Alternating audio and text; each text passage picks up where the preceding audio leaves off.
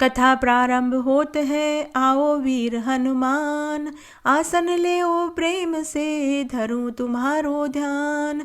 राधे मेरे स्वामी, मैं राधे की दास। जन्म जन्म मोहि दीजियो, श्री वृंदावन धाम। बरसाने की राधिका, नंद गाँव के श्याम। उनके श्री चरणों में मेरा कोटि कोटि प्रणाम। राधे सहित श्री किशोरी, सदा ही रखियो मेरो ध्यान। हे राधे किशोरी मेरा, कोटि कोटि प्रणाम, कोटि कोटि प्रणाम। राधे राधे, जय श्री कृष्णा। मैं सीमा सिंह बड़ों को चरण स्पर्श, छोटों को प्यार और बराबर वालों को नमस्कार करती हूँ। आज हम मार्गशीर्ष मास का चौथा अध्याय सुनेंगे। अब तक हमने 3 अध्याय सुने हैं। आशा करती हूँ आपको सभी अध्याय अच्छे लगे होंगे। अगर आपको यह अध्याय अच्छा लगे तो इसे ज़्यादा से ज़्यादा लाइक करें, अपने दोस्तों रिश्तेदारों में ज़रूर शेयर करें ताकि उन्हें भी मार्गशीर्ष मास के महात्म्य को सुनने का संपूर्ण फल प्राप्त हो।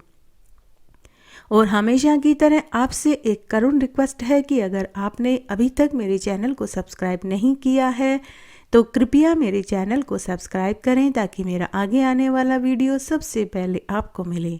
धन्यवाद। आइए अब हम मार्गशीर्ष मास का चौथा अध्याय सुनते हैं। ब्रह्मा जी विष्णु भगवान से पूछने लगे कि हे केशव, जिसने अपने शरीर पर तप्त चक्र के निशान बनाए हों और गुरु मुख से मंत्र की दीक्षा ली हो, साथ ही कमल की और तुलसी की माला को धारण किया हो, उस मनुष्य को इसका क्या फल मिलता है? कृपा करके आप हमें विस्तार से बताइए। श्री विष्णु भगवान ब्रह्मा जी से बोले कि हे ब्राह्मण, तुमने मनुष्य के कल्याण के लिए बहुत अच्छा प्रश्न किया है।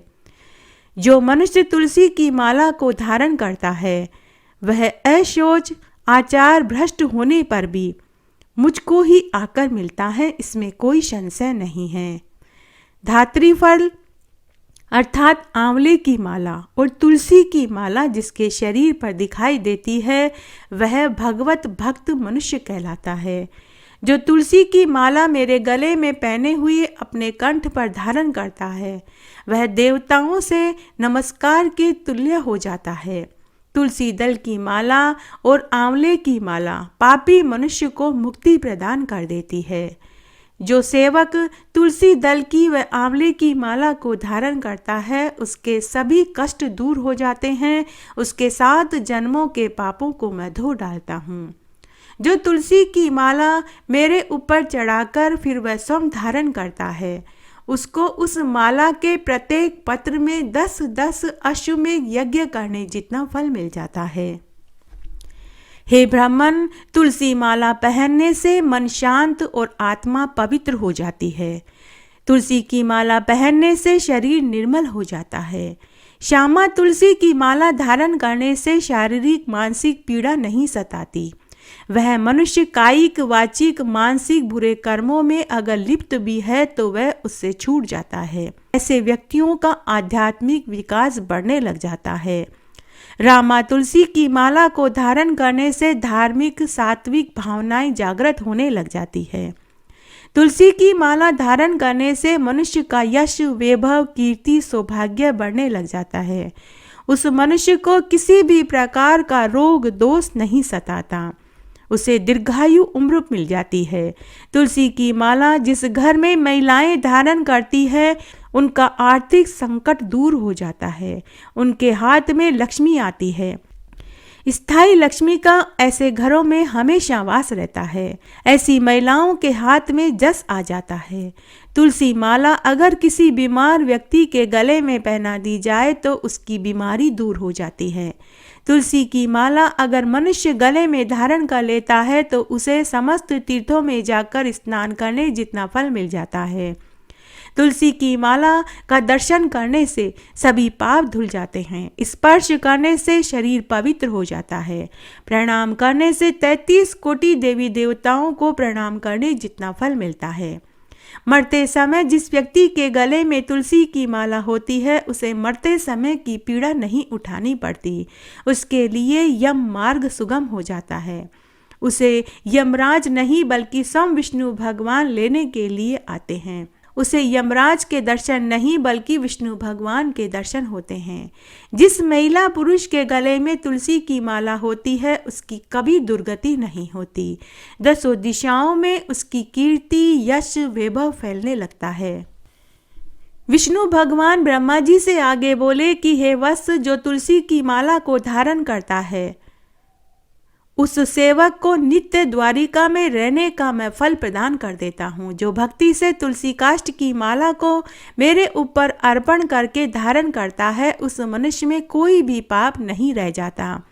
जो तुलसी काष्ठ की माला को धारण करता है उसका न तो प्रायश्चित है न ही उसके शरीर में ऐशोच है, बल्कि वह मेरे प्राणों से भी मुझे श्रेष्ठ लगता है और मैं उस पर सदा प्रसन्न रहता हूँ। जिस मनुष्य के बाहु और सिर और हाथ में शरीर पर तुलसी काष्ठ का आभूषण होता है वह मेरा सबसे प्रिय भक्त मुझे लगता है।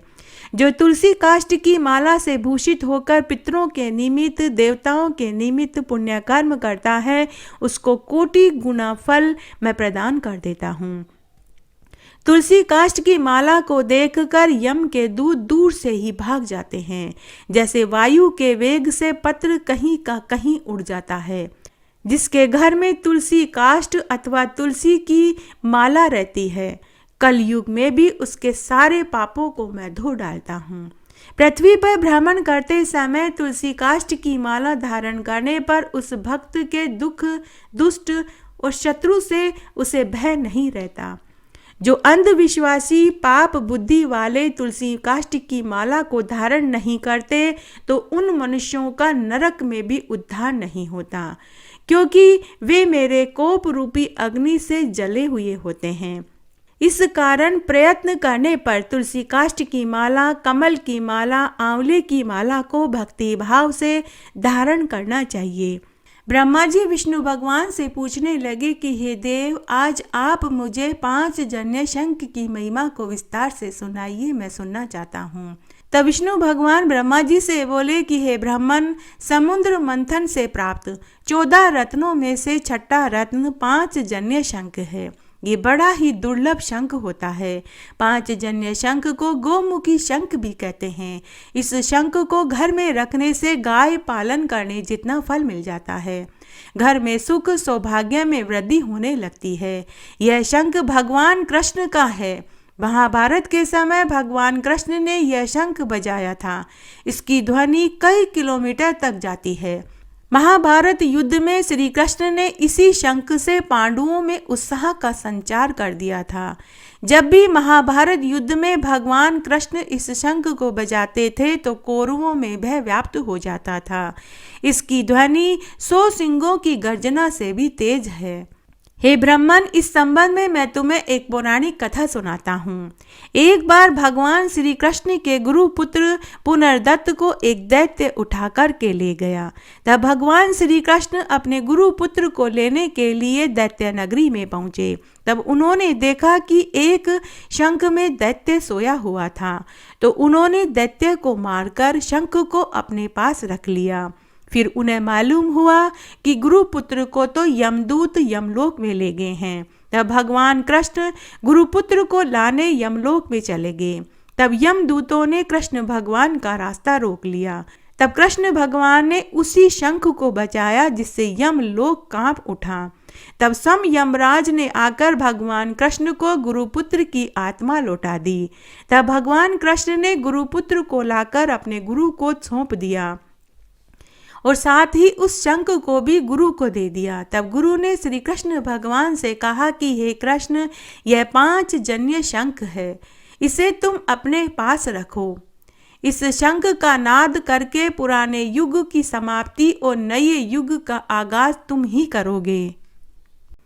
ऊर्ध्वपुंड, शंख आदि चिन्हों को धारण कर तुलसी वृक्ष के पास बैठकर हाथ में कुशा लेकर जो मेरे नाम का स्मरण करता हुआ संध्या उपासना करता है, उसके फल का वर्णन तो कोई भी नहीं कर सकता। मेरा भक्त संध्या उपासना करके पहले गुरु को नमस्कार करे, फिर मेरा पूजन करे और गुरु को दक्षिणा आदि देकर दंडवत प्रणाम करे और एकाग्र मन से आचमन करके पूजा करे।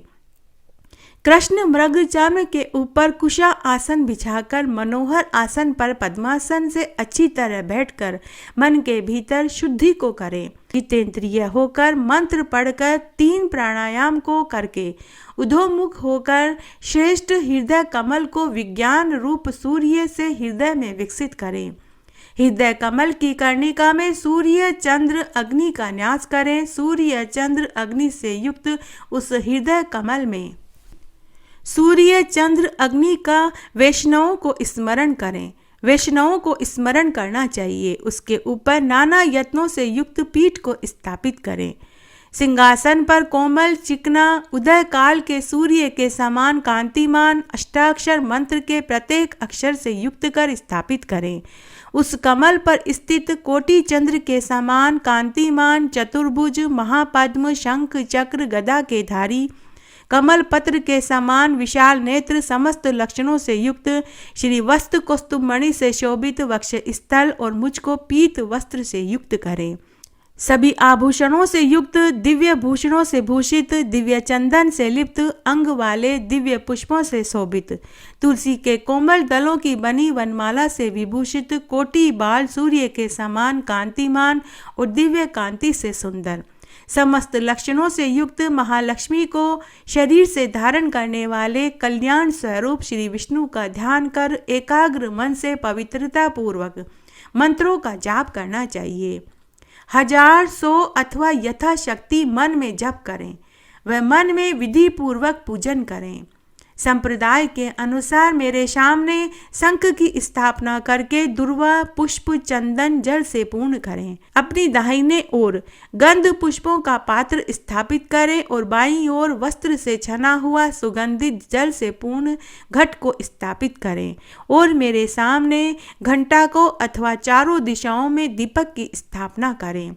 सब पूजन सामान यथा स्थान पर स्थापित करें तथा अर्ध्य पाद्य आचमनीय मधुपर्क के लिए मेरे सामने 4 पात्रों को स्थापित करें।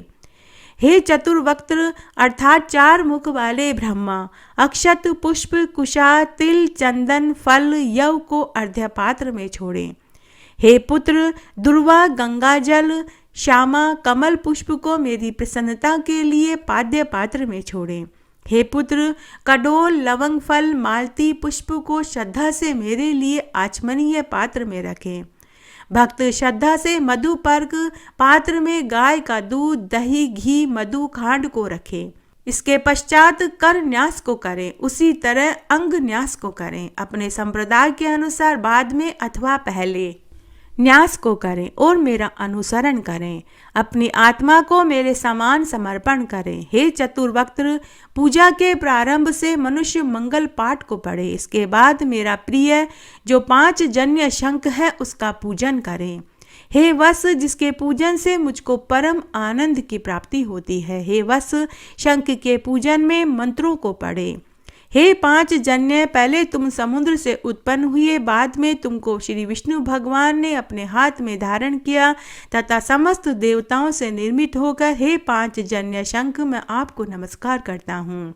आपके नाद से मेघ सुर असुर भयभीत हो जाते हैं। हे अचूर चंद्रमा के समान दीप्त कांति वाले 5 जन्य शंख मैं आपको नमस्कार करता हूँ और तुम्हारे नाद से देव शत्रुओं की स्त्रियों के गर्भ पाताल लोक में 1000 टुकड़े होकर गिर जाते हैं। हे 5 जन्य आपको नमस्कार है। सूर्य उदय होने पर पाला के समान 5 जन्य शंख के दर्शन से समस्त पाप नष्ट हो जाते हैं। उसके पश्चात उस शंख का स्पर्श करने से समस्त कोटि देवी देवताओं का आशीर्वाद मिल जाता है। शंख को नमस्कार करके हाथ में रखकर जो वैष्णव मंत्रों से भक्ति पूर्वक मुझे स्नान कराते हैं उनको अनंत कोटि गुना फल मैं प्रदान कर देता हूँ। इसके पश्चात सुगंधित तेल से मेरे शरीर को लिप्त करें और कस्तूरी चंदन से उपटन करें। हे वस सुगंधित जल से मंत्र पाठ पूर्वक मुझको स्नान कराकर अर्घ्य देकर पाद्य आचमनीय मधुपर्क को देवें। बाद में समस्त उपचारों को देवें। यथाविधि दिव्य वस्त्र आभूषणों से अलंकृत कर पुष्पों से पीठ का पूजन करें और उस पर श्री विष्णु देव को स्थापित करें और श्रद्धा से मेरे लिए वस्त्र अलंकार गंध आदि अर्पण करें। खीर मालपुआ युक्त अनेक प्रकार के नैवेद्यों को देवें। लौंग इलायची युक्त तांबूल भक्ति से मुझ पर चढ़ावें और भक्ति से सुगंधित पुष्पों को निवेदन करें और दशांश धूप तथा अष्टांग मनोहर दीप जलावें और निवेदन करें। प्रणाम करके आदर पूर्वक स्तुति करके शैया पर शयन कराकर मंगल अर्घ्य निवेदन करें। इस तरह आज हमने मार्गशीर्ष मास के महात्म्य का चौथा अध्याय सुना। आशा करती हूँ यह आपको जरूर पसंद आएगा। मेरे साथ बने रहने के लिए आपका धन्यवाद। आगे आने वाले महात्म्य के लिए भी आप इसी तरह मेरे साथ बने रहें। धन्यवाद।